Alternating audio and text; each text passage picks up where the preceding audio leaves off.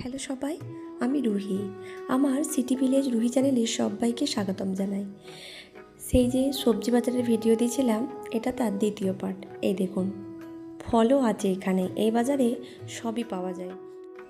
এখানে আপেলের দাম 100 টাকা কিলো। আর এই ভেতর দিকটাতেও প্রচুর বড় সবজির মার্কেট আছে। আর একটা কথা বলি, এটা কিন্তু কোনো গ্রামের সবজি মার্কেট নয়, এটা কিন্তু শহরের সবজি মার্কেট।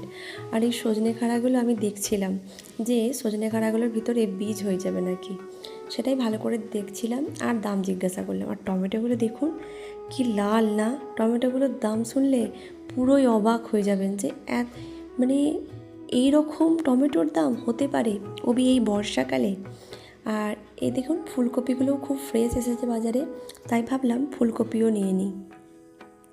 তাই ফুলকপি নিয়ে নিলাম। তাই গোটা বাজারটা আপনাদেরকে দেখাচ্ছি। আর দেখুন পুরো সবজি মার্কেটটা দেখুন। আর এখানে মাসিমা শুয়ে পড়েছে, কারণ এখানে সবজি মার্কেট সকাল থেকে শুরু হয়ে সন্ধ্যা 8টা পর্যন্ত খোলা থাকে। তারপরে এই দিকে চলে এলাম, আর দেখছি কি যে অনেক ফ্রেশ পেঁয়াজ কলি এসেছে বাজারে, আর নতুন, কারোর কাছেই নেই, শুধু এই একটা মাসিমা নিয়ে বসেছিল। তাই ভাবলাম একটু পেঁয়াজ কলিও নিয়ে নিই। পেঁয়াজ কলিগুলো মাত্র 10 টাকা করে দিচ্ছিল। আর এগুলো দেখছেন, এগুলো এখানে ভাগা হিসাবে বিক্রি হচ্ছে, মানে 10 টাকা ভাগা, যাই নেবেন আমরা 10 টাকা। আর এখানে নারকেলগুলোর দাম জিজ্ঞাসা করছিলাম, তবে নারকেলের দামগুলো বলছিল 20 টাকা করে। আমি দেখছিলাম এর ভিতরে পানি আছে নাকি, ভালো হবে কি না। আর দেখছেন সেই লাল লাল টমেটো, যাকে দেখলেই মনটা ভরে যাবে, অনলি 10 টাকা কিলো এই বর্ষার বাজারে। আপনাদের ওইখানে টমেটো কত করে কিলো তা আমাকে অবশ্যই জানাবেন। তবে কি জানেন, আমাদের গ্রামের মতন এখানে অনেক রকমের ভ্যারাইটি সবজি পাওয়া যায় না।